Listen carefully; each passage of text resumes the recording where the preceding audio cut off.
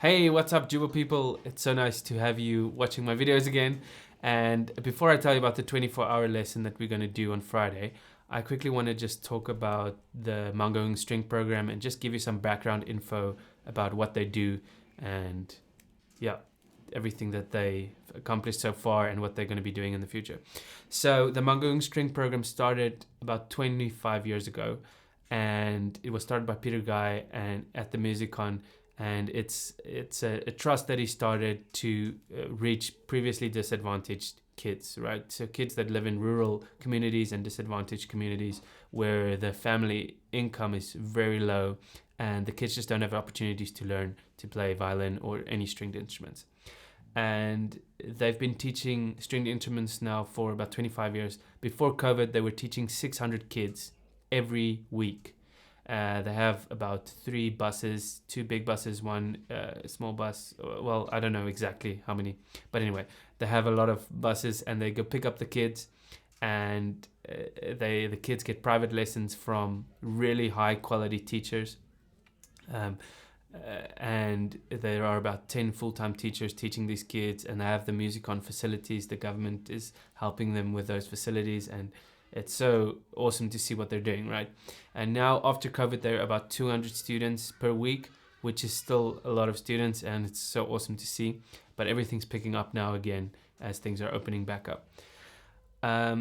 So it's an amazing project, and it really changes the lives of the kids. So the program's focus is not to make pro musicians, although they have a really high standard of teaching and really good lessons.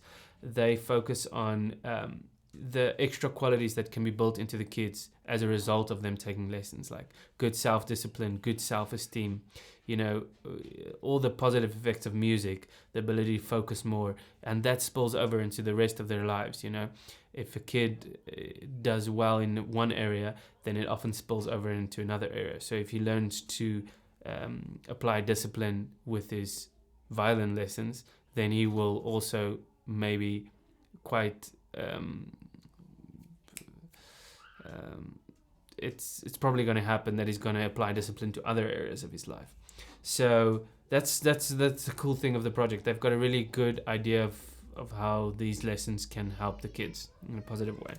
So I approached them about a month ago, just to hear if I could be involved, because every time I would see those buses, I would just be like filled with so much passion, about what's going on and what they're doing, because I see them taking these kids, and it was just so exciting for me. So I approached them, and then I cleared up one day in my week so that I could also give lessons, and I pitched them an idea of maybe to give guitar lessons as part of it, because it's a little bit more accessible than violin and cello and double bass and viola, what they've been teaching for the last 25 years. And it's also a stringed instrument, guitar. So I thought, hey, it could work. And they were very open to the idea, and they were kind enough to say, yes, they will pick up the kids, and they organized a demo. We did a demo in one of the schools in Rocklands, and the kids went crazy. They loved the guitar, and we actually played guitar and violin together because we want to integrate it with the violin, so that the guitar and the violin students can play together and can be like an ensemble kind of thing. All right, so then what happened? Okay, so then they said it's cool, they will pick up the kids. So they did do the transport for us, and I give the lessons, and we just need to buy the kids the guitars, because that's obviously a massive expense. It's going to cost us, if we want to start with about 30 or 40 kids, that's a bus load that we pick up on Thursdays, then we're going to have to give them each a guitar that they can use. Now, we do charge the students a small fee just to cover transport and some things, and then and the rental of the instrument. So they pay about 100 Rand a month, which is like my private students pay about 700 Rand a month. So it's like it's not really comparable, and they get the instrument for free to use during the time that they're taking lessons.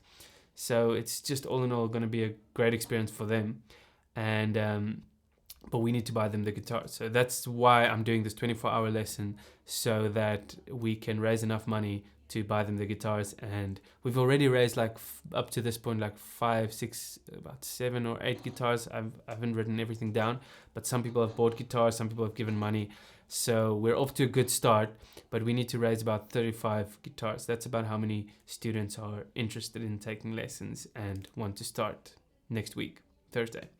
So so you guys can donate towards a guitar, and then I will keep you on a list that we'll send you pictures of how the students are doing. We don't want to send the pictures all over social media, but we want to just show the people that are donating what their guitars are meaning to these kids, and we'll make videos for you guys, the ones who have donated guitars, so that you can see the progress of the students and see really what your donation and what the difference that it's made to the kids' lives.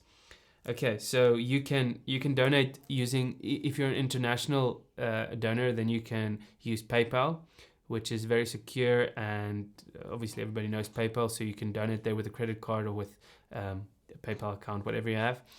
And also, if you're comfortable with it, you could do an EFT bank transfer if you're an international donor. If you're a South African donor, I would appreciate if you don't use PayPal, because then we sidestep a lot of the extra transaction fees. So then you can just use a bank transfer and just send a proof of payment to my email address. Then in the 24-hour, I can keep up to date with the stats, and we can see if we can raise all that money for 35 guitars in the stream. So the goal of the stream, simple: raise 35, enough money to buy 35 guitars. That's what we want to do, and I'm so glad you've watched up to here. It shows me that you really value this kind of project, and thanks so much. I appreciate it. And if you do not have the funds to donate, what you can do that will also make a big difference. If you have friends who have maybe a little bit more influence than the average Joe on social media. So let's say you have some friends that are in the music industry, or you have some friends that are famous for whatever other reason, then you can just send them this thing and say, hey, why don't you share this, or just share it with them. And if it speaks to them, then they can also share it. And in that way, we can spread the word to more people, and more people can see what we're doing. And then obviously in that mix of pool of people, we'll find people who have the ability to donate and who value projects like these. And this is really, for me, a project that can really, in a very practical way, improve the world. It can improve the lives of these kids. It can sometimes be the difference between them having a future that they can actually contribute to society, versus them just being consumers of what's happening around them, and just like living on the bare minimum and just being like just another person walking around the earth.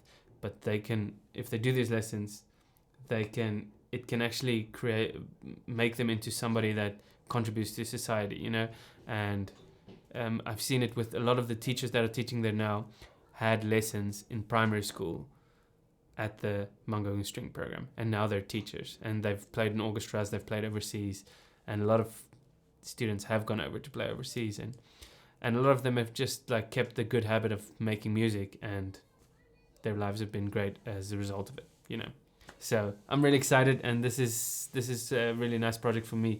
I've waited for something like this for my whole life. I love this kind of thing. So cheers. See you on Friday for 24 hours. Bye.